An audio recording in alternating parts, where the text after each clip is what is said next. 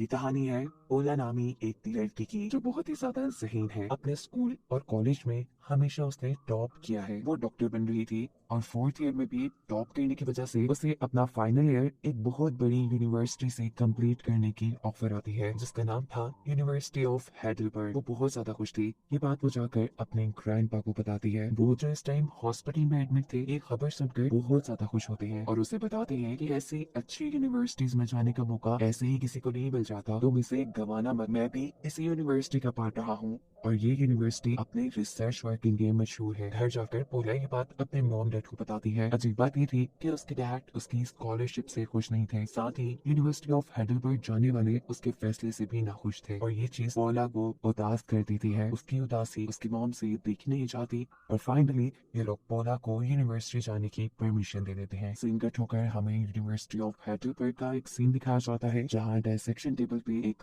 आदमी लेटा था। डॉक्टर्स शायद उसका ऑपरेशन कर रहे थे। ये बीच ऑपरेशन ही उसे होश आ जाता है और जब वो देखता है कि डॉक्टर्स उसकी बॉडी के पार्ट्स निकाल निकाल कर बाहर रख रहे हैं, तो ये देख वो शॉक रह चुका था। वो अपने हाथों के जरिए इन्हें रोकना चाहता था, लेकिन उसके हाथ हिल भी नहीं पा रहे थे। वो कुछ बोलने के लिए मुंह खोलता है लेकिन बोल नहीं पाता और ऐसे ही मर जाता है। यहाँ पर हम पोला को heidelberg जाने के लिए ट्रेन में दिख रहे हैं, जहाँ उसे यूनिवर्सिटी ऑफ heidelberg की ही एक स्टूडेंट ग्रिचन मिल जाती है, जिसकी फ्रेंडली नेचर की वजह से जल्द ही वो और पोला एक दूसरे से फ्रैंक होकर एक दूसरे के दोस्त बन जाते हैं। ट्रेन तेजी से heidelberg की तरफ बढ़ रही थी और इसी सफर में अचानक किसी को हार्ट अटैक आने का शोर मच जाता है। यहाँ पोला जो कि तकरीबन एक डॉक्टर बन चुकी थी, वो इस इमरजेंसी सिचुएशन को संभालती है। वो इस लड़की को सीपीआर के साथ कुछ इमरजेंसी ट्रीटमेंट देकर वक्त रहते ही उसकी जान बचा लेती है, जिसके बाद हम उस लड़के को ठीक ठाक पोला के साथ सफर करते हुए देखते हैं और ये लड़का जिसका नाम डेविड है, वो पोला को अपनी जान बचाने का शुक्रिया भी कहता है। ये लोग अब यूनिवर्सिटी पहुंच जाते हैं और ऐसी बड़ी और शानदार यूनिवर्सिटी देखकर पोला की खुशी की इंतहा नहीं थी। पोला यूनिवर्सिटी के हॉस्टल में क्रिश्चियन के साथ रहने का फैसला करती है,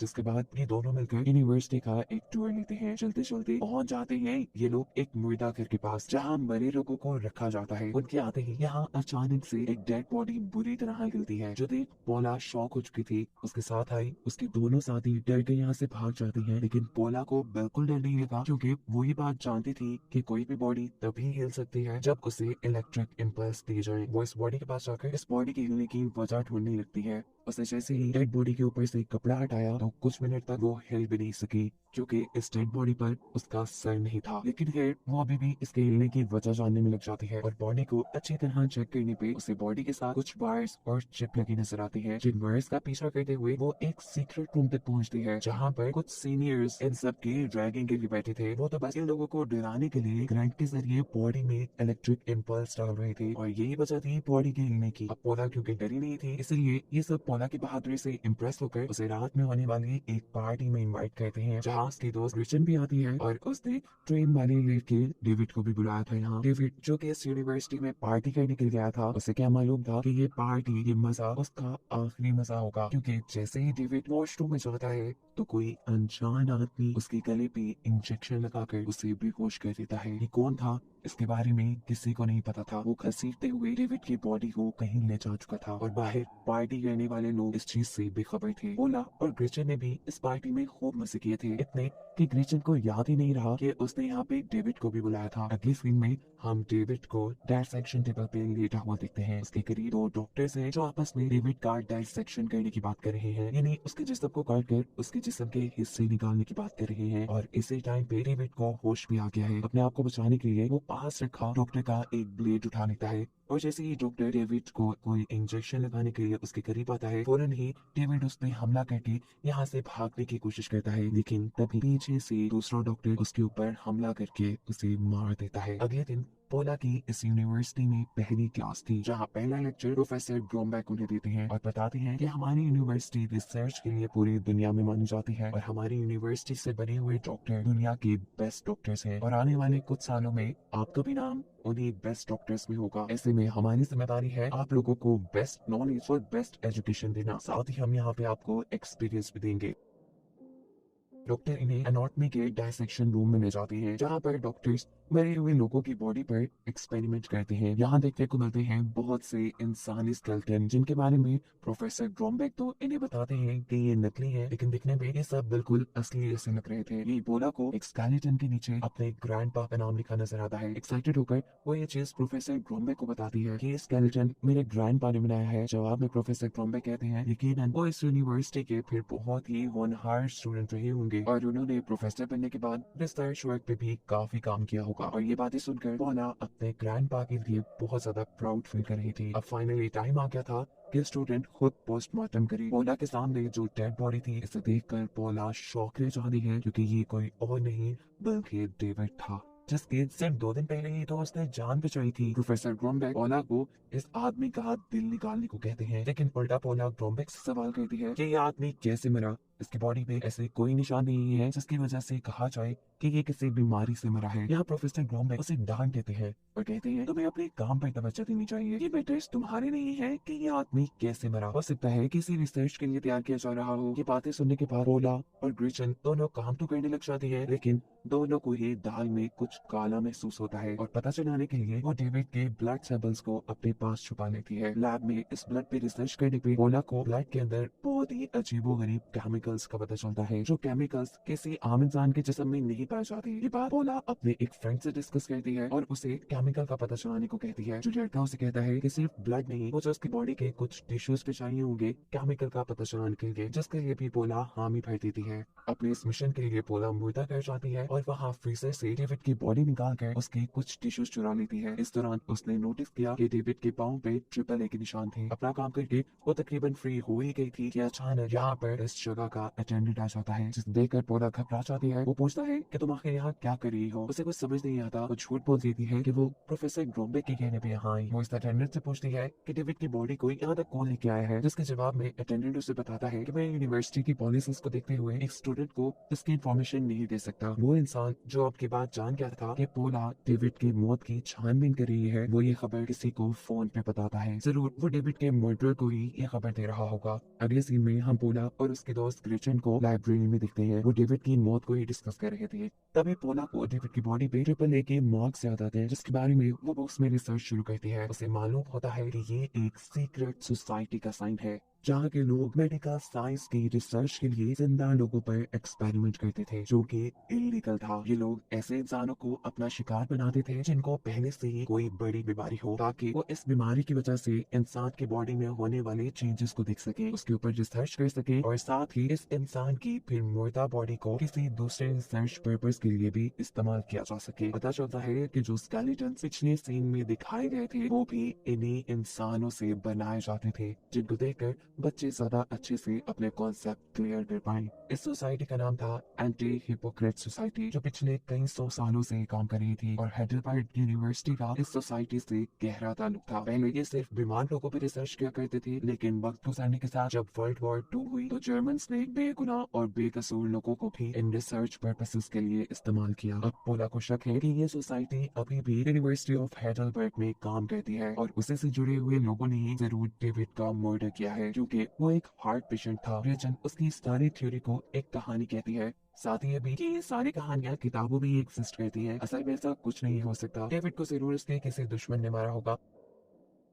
अभी वो लोग ये बात कर ही रहे थे कि यहाँ पर पोला को उसके फ्रेंड की कॉल आती है, जिसको उसने डेविड के ब्लड सैंपल और उसके बॉडी टिश्यूज भेजे थे। पता चला था कि डेविड को एक ऐसे केमिकल के जरिए मारा गया, जो केमिकल इंसान की बॉडी में जाकर जल्द ही उसकी बॉडी के सारे खून को खुश करके बॉडी को एक प्लास्टिक में बदल देता है। इसीलिए तो लैब में पड़े हुए वो सभी स्केलेटन्स इतने सालों से वैसे के वैसे ही थे। उसे बात जानकर दुख होता है कि इस यूनिवर्सिटी में कोई बहुत बड़ी गेम चल रही है और इसकी खबर वो जाकर प्रोफेसर ग्रोमबेक को देते हैं, जो उसकी बातें सुनते ही उसे एक और बार डांटती है और कहते हैं मैंने तुम्हें मना किया था ना कि तुम डेविड के केस से दूर रहो, तुम्हें अपनी स्टडीज पे तवज्जो देनी चाहिए। ये बात तुम्हें क्यों नहीं समझ आ रही? तुम्हारा फाइनल ईयर है ना। चार पोला अब अपने रूम में वापस आ जाती है। जैसे ही वो बेड पे लेटने आई तो उसने फील किया कि उसका पूरा बेड खून से भरा हुआ था। बेड के नीचे भी बहुत खून था और साथ ही वहाँ कुछ कैंडल्स भी पड़ी थी। ये सब उसे किसी रिचुअल से जुड़ा लग रहा था। उसे लगता है ये भी एंटी हिपोक्रेट सोसाइटी का ही काम है। दोबारा वो लैब में जाती है और बुक से रिसर्च करने में उसे पता चलता चलता है कि एंटी हिपोक्रेट सोसाइटी के लोग जब किसी को सजा देना चाहते हैं तो उससे पहले वार्न करने के लिए वो उसके बेड के नीचे ब्लड और कैंडल्स रख देती हैं, जो इशारा है कि वो इंसान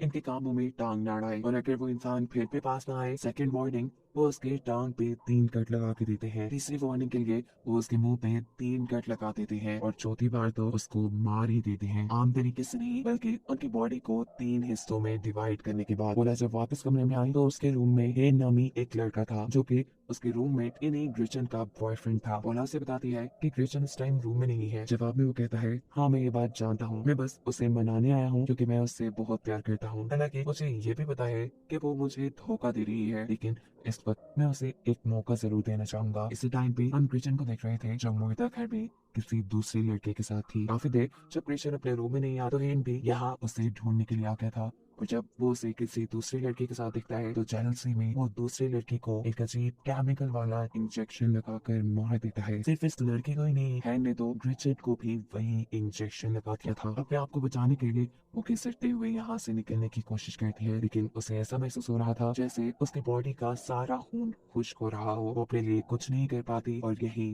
दम तोड़ देती है। इसके बाद वो सबसे पहले ग्रिचन और उस लड़की के खून को इस मुर्दा घर से साफ करता है और फिर उन दोनों को फ्रीजर में डाल देता है। फ्रीजर में डालने के बाद भी उसे डर था कि लोग इन दोनों को पहचान लेंगे, इसीलिए वो उन दोनों का गला ही काट देता है। सुबह होने पर हम देखते हैं कि यूनिवर्सिटी में सभी के मुंह पे ग्रिचन और उस लड़की के गायब होने की खबर है। बोला भी अपने दोस्त को ढूंढ रही थी। होने का पता चलाते हुए वो मुर्दा घर पहुंचती है, जहाँ उसके हाथ मुर्दा घर के अटेंडेंट की डायरी लग जाती है। यहाँ उसे पता चलता है कि डेविड को इस मुर्दा घर तक लाने वाला हेन ही था, वो लड़का जिसने अभी 2 मर्डर किए हैं। हेन इस टाइम उसके सामने ही बैठा हुआ था। वो उसे देखकर परेशान हो जाती है और इस टाइम हेन उसके सामने उसकी दोस्त की कटी हुई उंगली रखता है, उसे धमकाने के लिए कि वो डेविड वाले केस का पीछा छोड़ दे, वरना तुम्हारे साथ भी वही हश्र होगा जो तुम्हारी दोस्त के साथ हुआ है। इन सारी बातों से घबराकर वो फौरन पुलिस स्टेशन जाती है और पुलिस को अपने दोस्त के मरने की रिपोर्ट लिखने को कहती है, लेकिन पुलिस उसकी एक नहीं सुनती। पुलिस स्टेशन से वापस आने पर हेन का उसे मैसेज मिलता है कि वो उसे मुर्दा कर मिले। यहाँ हेन उसे ग्रिचन की लाश दिखाता है, जो देखकर वो बुरी तरह डर चुकी थी। हेन अपने ब्लेड से बाहर बाहर ग्रिचन की लाश के ऊपर फायर कर रहा था ताकि पोला और डर जाए और उसके बारे में किसी को भी ना बताए। पोला डरकर यहाँ से भाग जाती है और वो लड़का भी लगातार उसका पीछा कर रहा था। भागते भागते वो बेसमेंट में पहुंचती है, जहाँ उसे वही इंजेक्शन मिलता है जिसके अंदर केमिकल्स को भरकर इंसानों को मारा जाता था। वो डरते हुए ये इंजेक्शन उठा लेती है और तभी पीछे से प्रोफेसर ग्रॉम्बेक आ जाते हैं। उसे लगा कि ये हैन है जिसे मारने के लिए वो जल्दी से इंजेक्शन आगे कर देती है, लेकिन प्रोफेसर ग्रॉम्बेक यहाँ पर उसे रिलैक्स कर लेते हैं। सुनो मेरी बात। प्रोफेसर ग्रॉम्बेक भी जानते थे कि पोला लगातार एंटी हिपोक्रेट सोसाइटी के ऊपर रिसर्च कर रही है, इसलिए यहाँ वो इस सोसाइटी की हकीकत उसे बताते हैं और कहते हैं कि मैं भी इसी सोसाइटी का हिस्सा हूँ। ये सोसाइटी पिछले कई सालों से मेडिकल साइंस के लिए रिसर्च कर रही है और अगर ये सोसाइटी ना होती तो मेडिकल साइंस आज तक इतनी तरक्की करता ही ना। तुम्हें ये जानकर हैरानी होगी कि तुम्हारे दादा भी इसी सोसाइटी के एक मेंबर थे, वो भी जाने माने बड़ी बड़ी रिसर्चेस के पीछे उन्हीं का ही हाथ है और ये जो केमिकल इंसानों को प्लास्टिक में बदलता है ये भी उन्हीं ने बनाया है।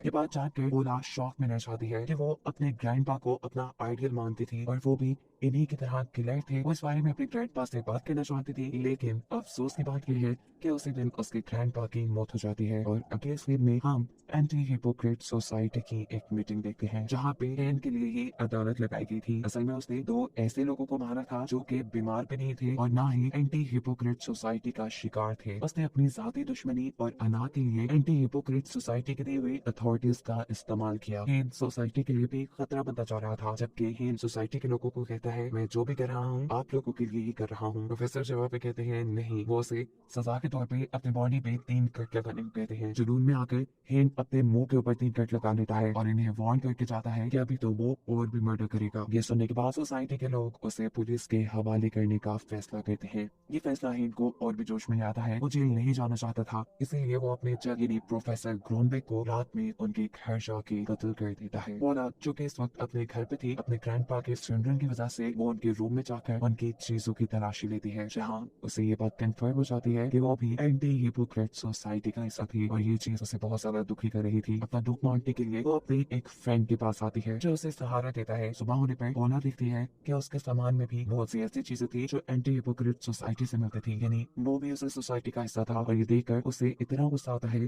कि वो इस लड़की को पीट कर यहाँ से भाग जाती है। पोला अब यूनिवर्सिटी आकर यूनिवर्सिटी के बेसमेंट में जाती है, जहाँ एंटी हिपोक्रेट सोसाइटी के लोग काम करते थे। यहाँ उसे बहुत से स्केलेटन्स मिलते हैं जो इंसानों से ही बनाए गए थे, और यही उसे एक नामी वो लड़का भी मिल जाता है जो अब से पहले 3 मर्डर कर चुका था। वो यहाँ पर क्रिश्चियन का यानी पोला के दोस्त का स्केलेटन बना रहा था, जो देखकर पोला शदीद डर जाती है और जोर से चीख मारती है। इससे पहले कि वो बचकर यहाँ से चली जाती है, केन उसे एक इंजेक्शन लगा देता है। उसे होश आया तो वो डायसेक्शन टेबल पे थी, उसी टेबल पर जहाँ से बचकर आज तक कोई नहीं जा पाया। वो अपने हाथ हिलाने की कोशिश करती है, लेकिन महसूस करती है कि उसके हाथ नहीं हिल पा रही, उसका खून भी जमता जा रहा है। उसे पता चल जाता है कि उसके अंदर भी वही केमिकल इंजेक्ट कर दिया गया है जो इंसानों के खून को प्लास्टिक में बदल देता है। उसे इस केमिकल के बारे में पहले ही पता था, तो वो इसकी एंटीडोट के बारे में भी जानती थी। वो देखती है कि इस टाइम पर यहाँ उसका दोस्त आया है। उसे देखकर वो हैरान हो जाती है, लेकिन उसे पता चलता है कि ये लड़का एंटी हिपोक्रेट सोसाइटी का मेंबर नहीं था, वो तो बस उसके ऊपर रिसर्च करने के लिए आया था। यहाँ पूरा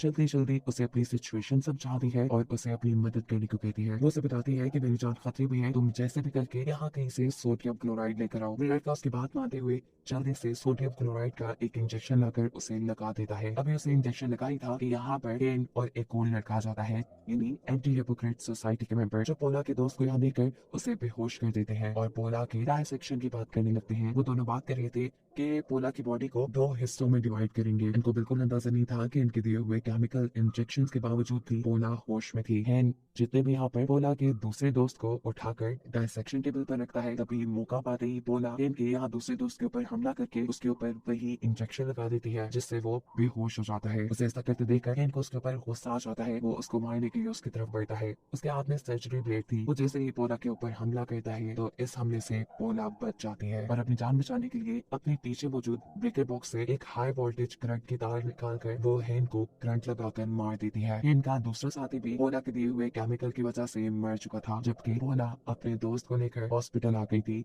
जहां उसकी जान बचा ली जाती है। कहानी के आखिरी सीन में दिखाया जाता है कि एंटी हिपोक्रेट सोसाइटी ने अब 2 और ऐसे मेंबर रख लिए हैं जो उनके लिए इंसानों को मारने का और उनका डायसेक्शन करने का काम करेंगे। यानी हैन और उसकी साथी की जगह काम करने वाले लोग, जिनके साथ अभी पोला लड़कर आई थी। साफ मतलब था कि पोला की जंग अभी खत्म नहीं हुई, लेकिन ये कहानी यही खत्म हो जाती है।